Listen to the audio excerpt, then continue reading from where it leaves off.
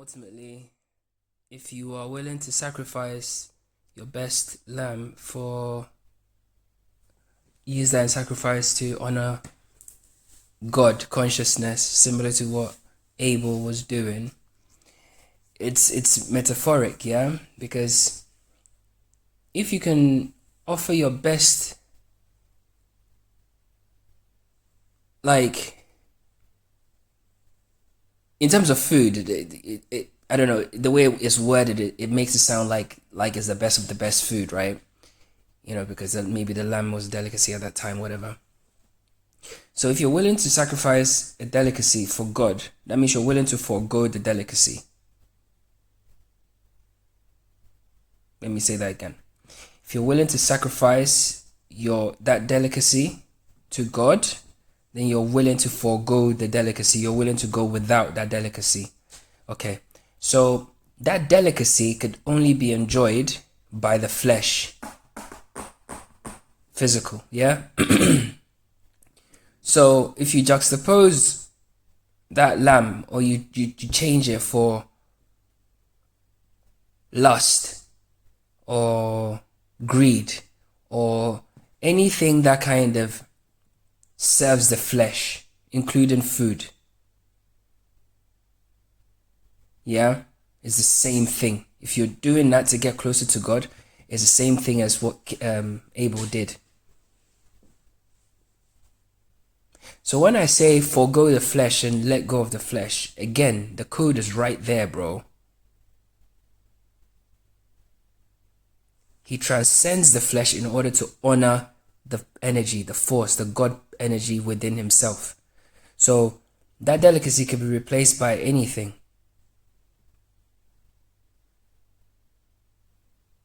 You can even replace it with base things like dick and fucking pussy, bro. Something so basic as that.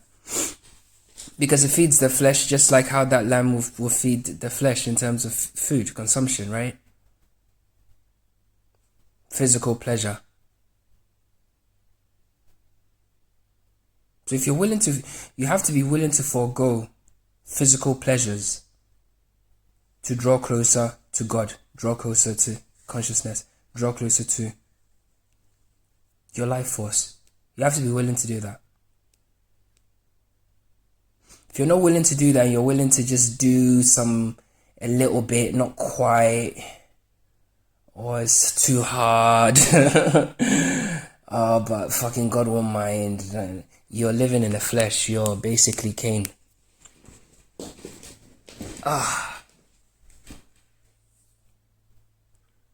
Do you get me? So it's not difficult. We are energy, so all things in moderation. Otherwise, you will burn yourself out, destroy the body. I think because God literally is just seeking to drive us to gain the experience it wants to have. If you're literally tapped in, your energy is always going to be at moderate, which is going to be at peace, which is always going to be cool. You'll always be chill. Because there's no need for you to ever expend too much energy. Getting angry, doing fleshy shit. Have you not noticed that you only use or expend energy when you're doing fleshy shit, bro?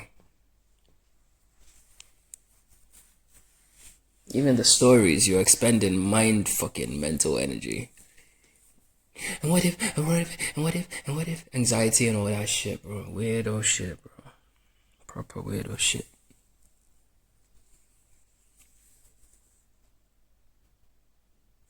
So yeah, man. You have to be willing to forego things. I mean, there's some bro, some of us have had, like, bro, we've done it all, we've seen it all, bro. How much more? How much more? How much more? You don't get a medal for any of that goofy shit. You don't get anything. You don't win anything, bro. It's just a story that you construct with yourself, and it's all illusion. Plus, you're wasted energy. You know? And your body is heading towards expiration. You're in your last days every day anyway. So why expend all the energy you have doing stupid shit when you could actually be having an authentic experience by drawing close to God?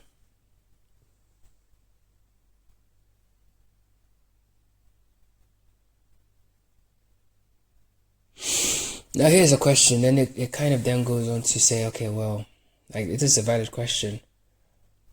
But okay, why did God allow Cain to kill Abel then? It's not a story about God's control, right? God doesn't play favorites because God is playing all of us favorites at the same time. There's no favorites. We are all his favorite at the same time. That's why he gives us the choice to actually choose how we're going to express here. Otherwise, the game will be ruined completely. It'll fall flat on his face.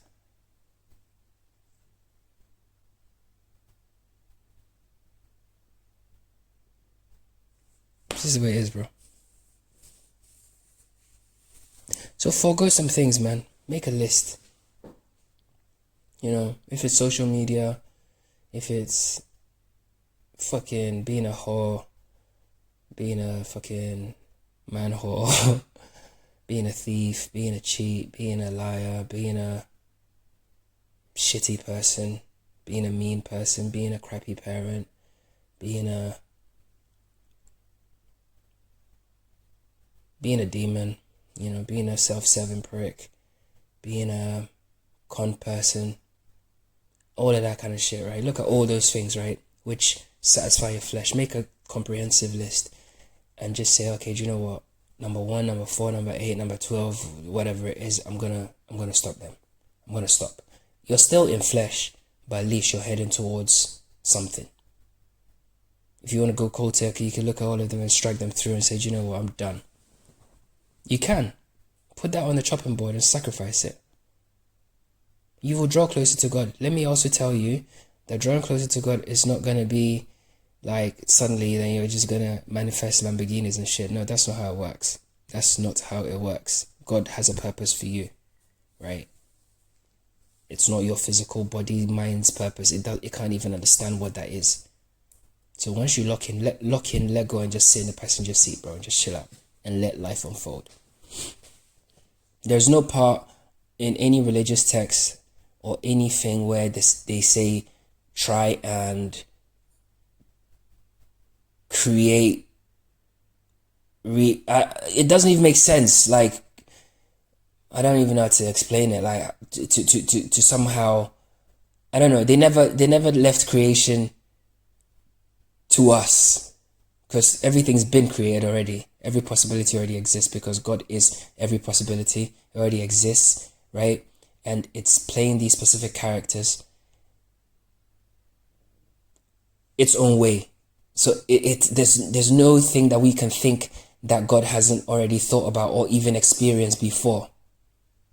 Do you understand?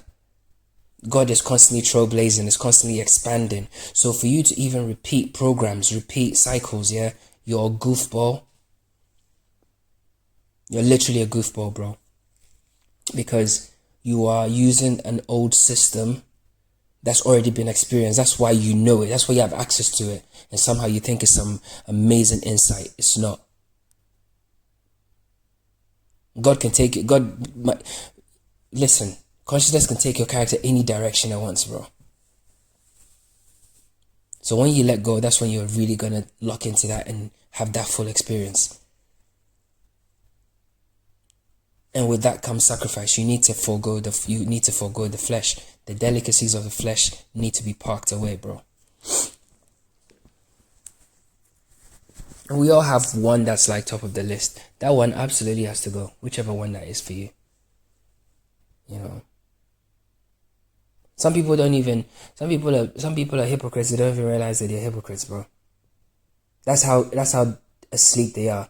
Like, they are hypocrites that have constructed false narratives that feed into their hypocrisy to make the hypocrisy not seem like hypocrisy, but it is. And everywhere they go, they have to push this kind of like thing on you. Narcissists do this very, very well because they are flesh-based creatures, animals, right? So they'll create a reality that didn't happen. So you question your own kind of sanity, but you just realize, no. Do you understand? So, because it has to feed into the animal state. So they're creating hell for themselves because they're already in an animal state operating from that frequency. So everything they create has to be hellish and reinforce that thing. That's why I tell you, you need to kind of learn how to speak to animals. You need to give them the distance they need because their worlds are contagious. I'm telling you, it's contagious, bro.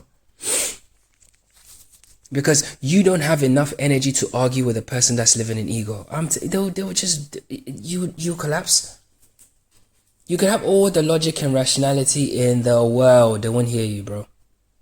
Because you're not even speaking to consciousness. You're speaking to some entity, some demon thing, some animal. They'll rationalize it any way possible. Like, imagine having an argument with a wolf, for biting someone. I'll be like, well, yeah. No, but you don't. You can say whatever you want. You go around, you'll come back to the same point. Well, yeah, I wanted to bite him, so I did. And obviously, he shouldn't have been standing there. Yeah, that's how they think, bro. He shouldn't have let me catch him.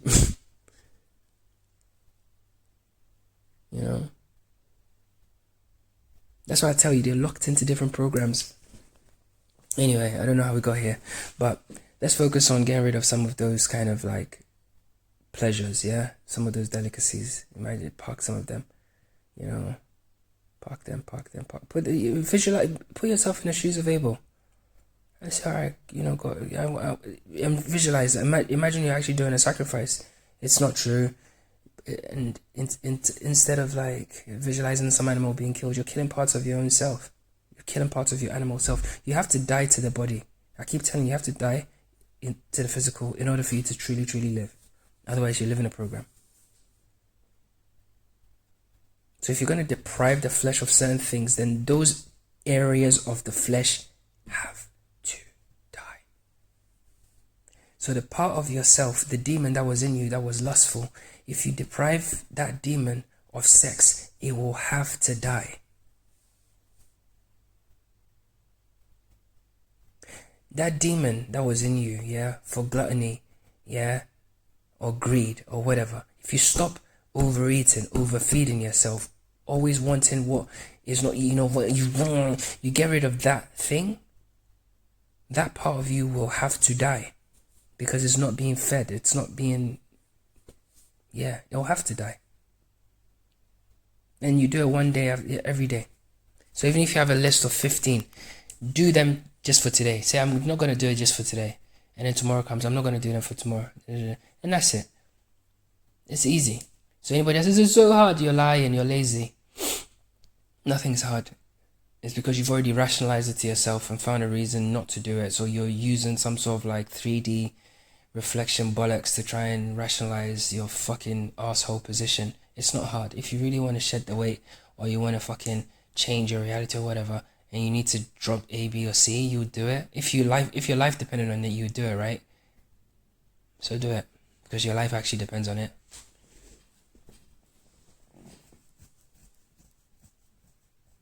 In a spiritual sense, it's like we're all overweight, bro. All of us. And instead of like hitting the gym and like getting in shape, we're on some, but you know what, fucking, do I have to stop eating all of it? Kind of like, you can't take everything. You got to leave me cookies at least. That's like some person saying, you mean lust? You completely, you got to leave me at least porn. You sound stupid.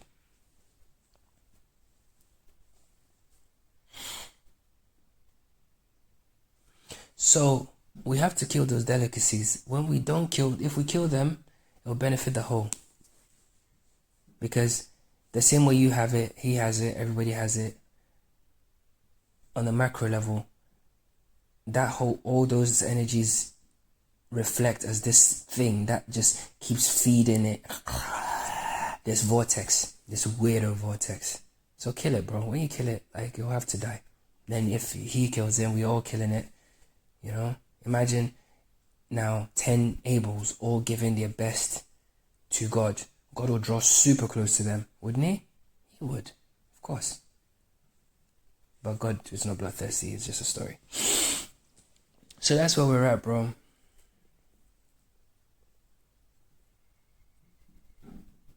Bro, some of these things I have to move at this pace. At the moment, I'm running ahead of the sonic boom, bro. One day you understand what I mean. I'm ahead of the sonic boom. I have to, bro.